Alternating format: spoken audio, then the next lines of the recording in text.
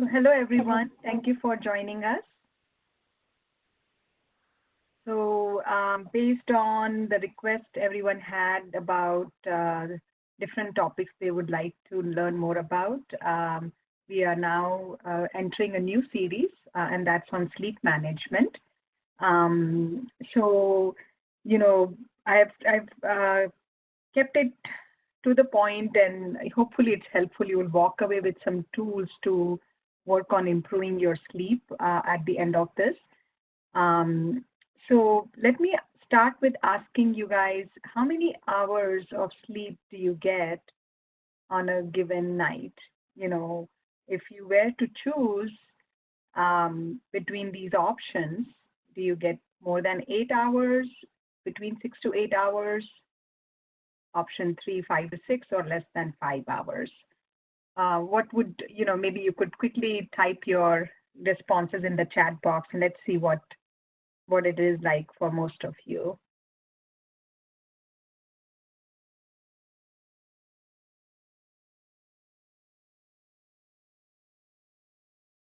Good, so 2 responses so far. So Cliff is saying 6 to 7. Poonam is saying 8 hours or more. Simran is saying 6 to 8 hours. Yeah, I would say I'm fortunate also to get about 8 hours or more. Sometimes I need a lot of sleep.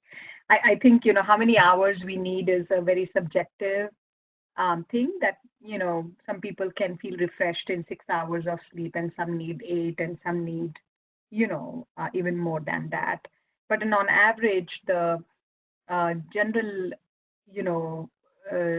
our general number of hours that we see are, known to be the minimum for our well-being for adults is about in the range of 6 to 8 hours. And it's certainly more for teens, and then younger kids, of course, need more. So, Poonam, did something happen to the slides? Okay, there we go. Okay. So, what we know that often if people are,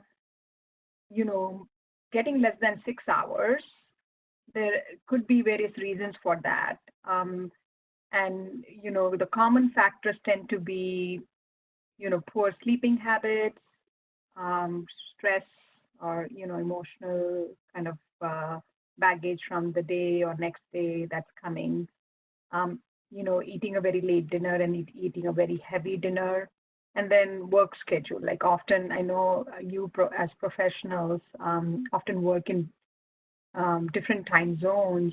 I know a lot of your teams are all over in the world, and so I definitely see that as much as technology has brought everyone in the world together, we are also looking at the downsides of how, because we have different sleep-wake kind of cycle and different schedules all over the world, our work schedule often can be, messed up because of that, which in turn impacts our sleep in a way. Yeah. So why don't I ask you guys another very interesting question? Why is sleep important?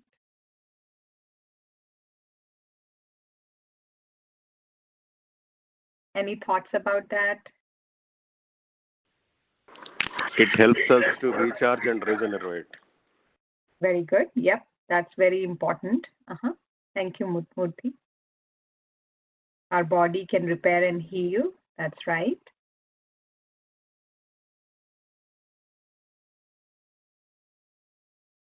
Any other thoughts about that? Soul meets Atma in sleep. Okay, that's great. Gets energy. Great. Well, that looks like a lot of, we know, a lot of us know why sleep is important, right? A lot of you hit on the right responses. So we know that, getting enough sleep is important because it helps boost our immune system. It helps increase our energy, improves our memory and our cognitive functioning. Of course, there is that repair and healing happening, improving our physical health. And we also know that actually sleeping Well, helps in losing weight. And that's because a lot of our helpful like hormones that drive our metabolism are released when we are sleeping. So thyroid and growth hormones that are playing a big part in our metabolism often are ones that are secreted when we sleep, and that's how that helps us with maintaining or losing weight. So of course, there's even more reasons, but these are some really very profound reasons, very many reasons why we think sleep is so important. And that's why I guess some of you are here. So, we are going to talk more about what can we do to improve our sleep for some of us who feel like maybe I could get some better, you know, schedule with sleep. Before we do that, let's talk about, you know, kind of we saw benefits from sleep. What do you think happens if we are sleep deprived? Any thoughts about that? In health, right? Cannot focus, yes. You feel more irritable, fatigued. Awesome. So we know that there is definitely, yeah, you feel more stressed. Your bandwidth to deal with stress the next day is impacted. And so, we know there is a lot of benefits we get from sleep, and there's a lot of consequences we get of not sleeping enough, right? So a lot of you talked about the main big ones. Your frustration tolerance is lowered, you're more irritable, often insufficient sleep can lead to more anxiety, depression, and then it's an interesting cycle. When people get more anxious and depressed, that in fact then impacts their ability to sleep well, and then it's kind of a two-way street feeding into each other. There can be higher distractibility, poor attention span, poor organizational skills, poor motivation. So there is a lot in terms of our, what we call as cognitive functioning. That's a big thing we need to do well in our jobs is severely impacted. And then we know that when you're irritable, frustrated, or anxious, generally your ability to cooperate with others is also impacted, and you tend to just get a little bit more defiant and more, difficult to work with. And I think all of us must have experienced this on days when you haven't had that, enough sleep. Then you notice it immediately. So it's not something you have to wait for too long. You realize it pretty quickly, and your body's like definitely pointing towards, oh, that was the factor that's making me feel so bad today. So moving along, you know, let's talk a little bit about what we know about, physiology of sleep, or what's the science behind how much we understand what sleep is, and do we like actually go through any cycles in our sleep, and how that kind of helps in understanding why some of the principles or some of the tips that I'm going to talk about later on, which come under the category of sleep hygiene, are tied with understanding, why, how the sleep actually truly works. If we try to understand it more scientifically and what happens in our brain during the times we sleep. So some of you may have already know about this, but generally we know that there is two big parts to our sleep. There is an REM sleep, and then there is a non-REM sleep. So what REM stands for is rapid eye movement sleep, and the other one is non-rapid eye movement sleep. So what actually happens is when we first fall asleep, we start with a non-REM cycle, which in fact has three different stages. In the first stage, you are, kind of a little bit more awake. You are a little bit more awake in a way. You can be aroused from this a little bit more easily. That's the stage where you're feeling just like drowsy, and you're kind of almost like going into that phase of falling asleep. The second stage is more a stable, part of our sleep, and then the third is the deep sleep. So if you see, you know, the non-REM, like I said, is divided into three stages, and in general, we spend about 90 to 120 minutes in this two cycles of the sleep that alternate or follow each other. So non-REM followed by REM, one cycle generally, mostly it's commonly understood to be 90 minutes mostly in most people, but in some it may be ranging up to 120 minutes. So, if we sleep for, let's say, 6 or 8 hours, you can do the math. So we are going through at least 4 or 5 cycles of each of this non-REM followed by REM sleep cycle. Okay. And so REM sleep, in fact, is our most restorative sleep. So that's when you are in that very deep stage of sleep. That's also known as dream sleep. That's the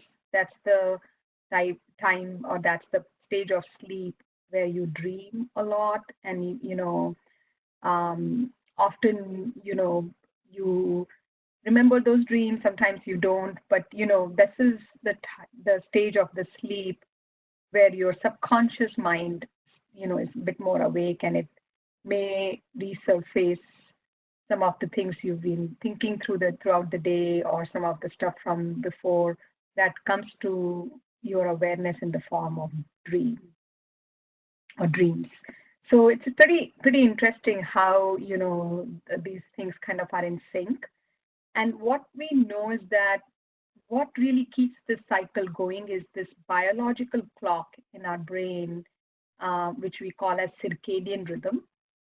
So it's kind of located around in our hypothalamus area, and that's like a very sensitive clock that very much sensitive to daylight. It's very much a clock that we get into a rhythm, and if there is a change, like when we travel internationally, because there is a shift in daylight and this whole time shift, that clock gets all confused, and that's why we have trouble sleeping at the normal sleep hours in the new place. So that's what we call as jet lag. So you know our circadian rhythm, that clock, is very much a person of routine. You may want to like maybe think about it that way. So whatever routine we set for that, it will kind of follow that. And so if I set up a routine of going to bed at 10 p.m. and waking up at 6 a.m. or 7 p.m. or 10 p.m. and 7 a.m., whatever that might be for me, or then that's the rhythm it starts to get attuned and used to, and that's what it will do. Whether or not I'm tired or I'm able to sleep at 10, my body will tell me it's time to go to bed, because that's kind of what the circadian rhythm is. So it in tune with whether I have a clock or not. It's about approximately that time. That's what it's signaling me to do, and then that's how it kind of calculates how many hours of sleep I need for restoration, and then it wakes me up at that particular time, which is often influenced by daylight exposure as well. So I want you to just have this little bit of framework. So since this is a little bit tied in with what we know we can do to restore or like regulate our sleep cycle. Any questions on this so far?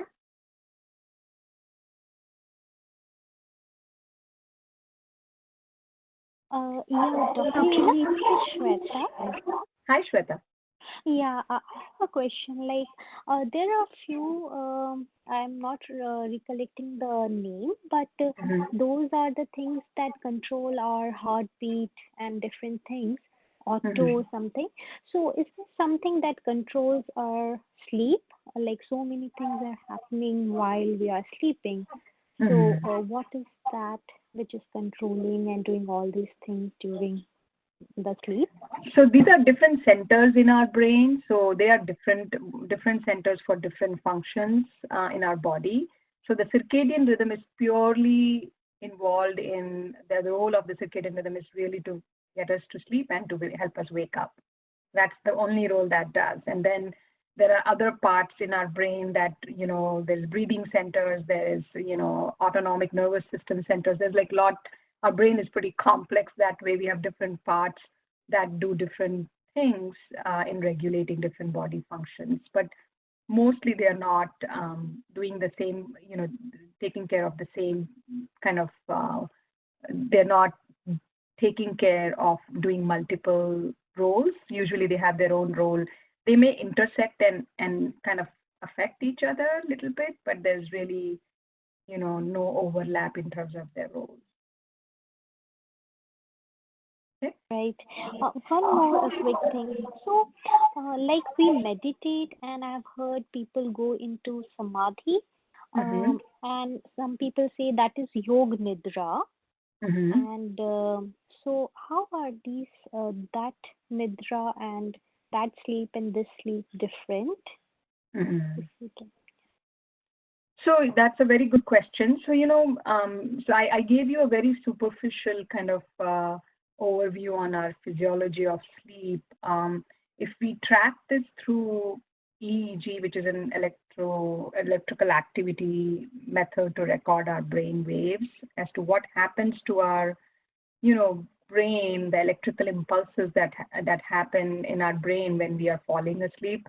There's like a pattern to that, and people get into like various different wave patterns. There's like delta, beta, alpha. Like it's too much of a depth of knowledge for you guys to understand. But broadly speaking, what we know is that there are various factors that can help us get to those relaxed states, and that can be looked at as EEG findings of certain like theta waves or delta waves, which are more of this like restful state. And so meditation, relaxation exercises, which we'll be also talking about as a way of managing your sleep in a little bit as we go through the slides. Those all actually you know, uh, play a role in giving the signal to the circadian rhythm also to begin this, so it's not, you're not really going into a like a deep stage of sleep, like you're not actually following this non-REM pattern, but it's understood to be that you are actually almost going into this stage 2 to stage 3 phase.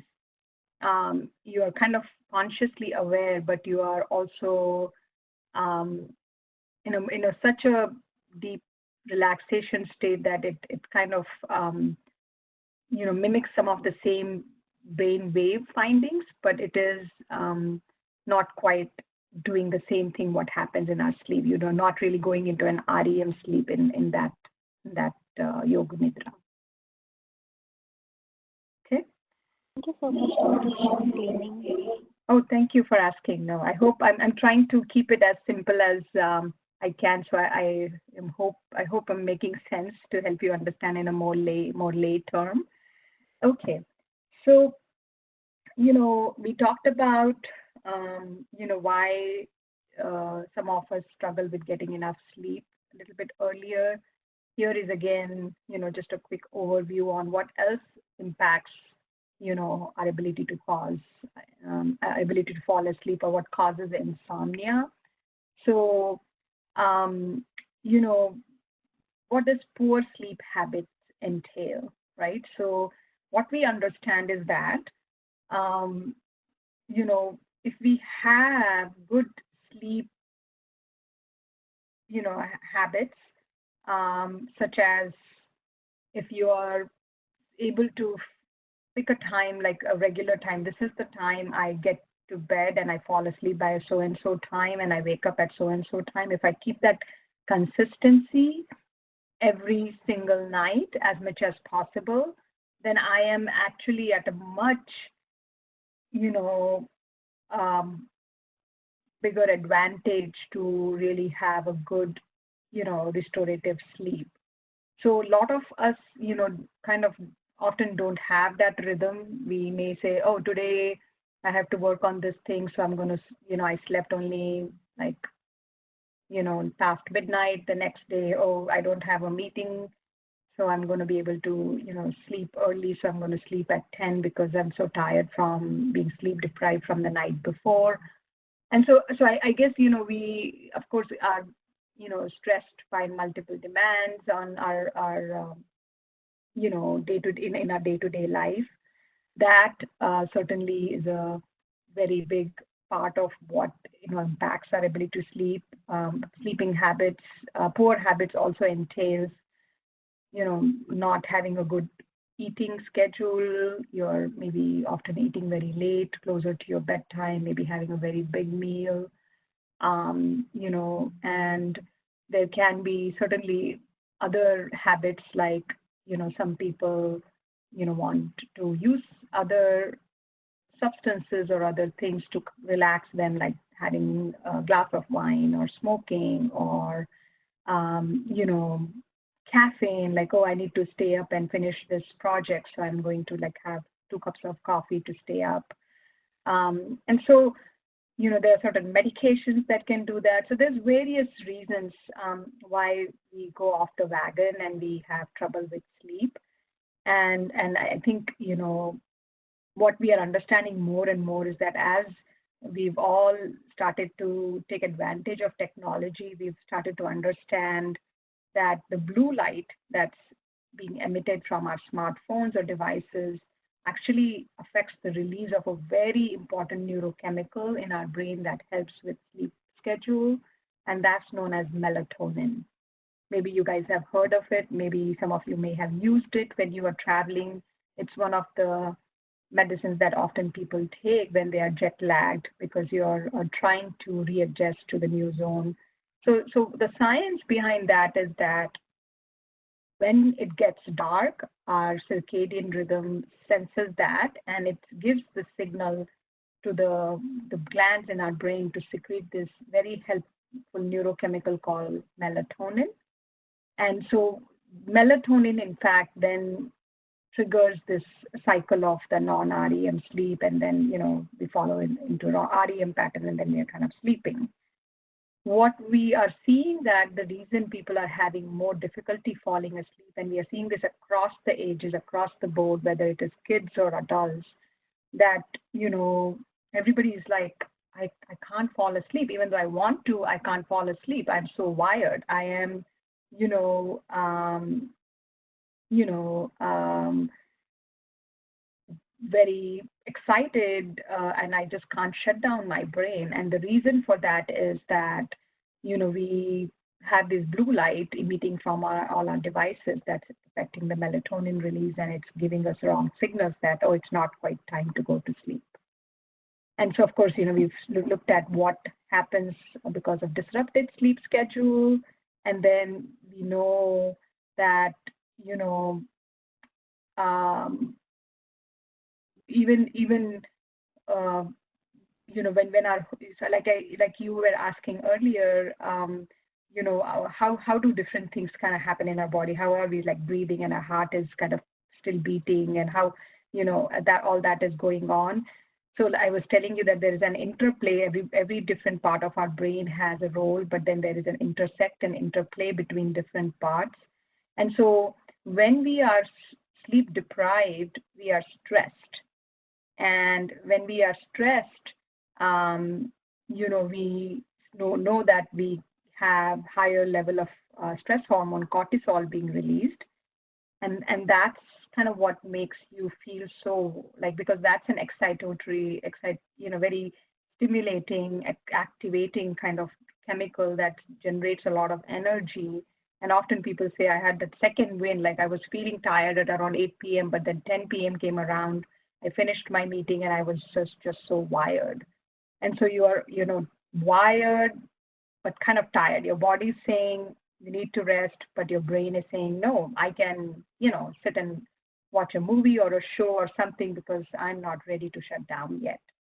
So this is kind of the impact of how, some of our lifestyle changes have also disrupted our sleep.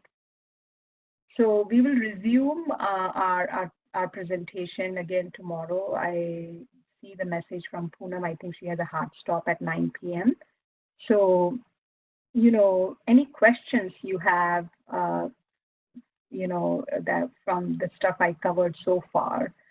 Maybe I'll take a couple questions and we'll end sharp at 9. And then tomorrow, after we finish the remaining slides, I will conduct a nice relaxation exercise practice. Dr. Leena, I heard that there's an echo here. So anyway, I heard that I heard from somebody else, article, different of your organs get restored at different hours in your sleeping hours. Is that a medical? There's a medical basis to it. Yes. Yeah. Yes, Cliff. Yes. So when there is definitely a lot of restoration happens for different organs in our body, and it has to do with how much blood supply and how much oxygenation and all of that is given to each organ.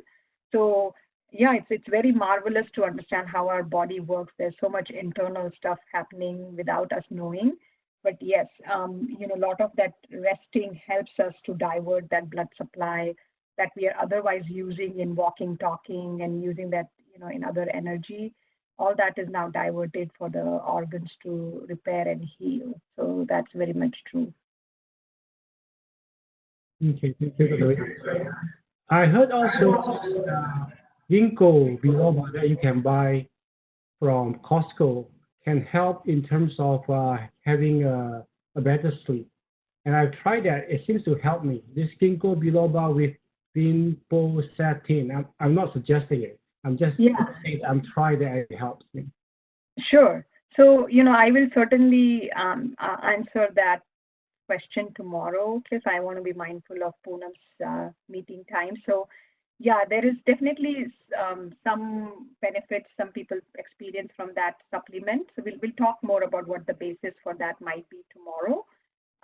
So thank you everyone for joining today, and I'll see you guys tomorrow at 8:30. Thank you, Poonam. Thank you. Thank you.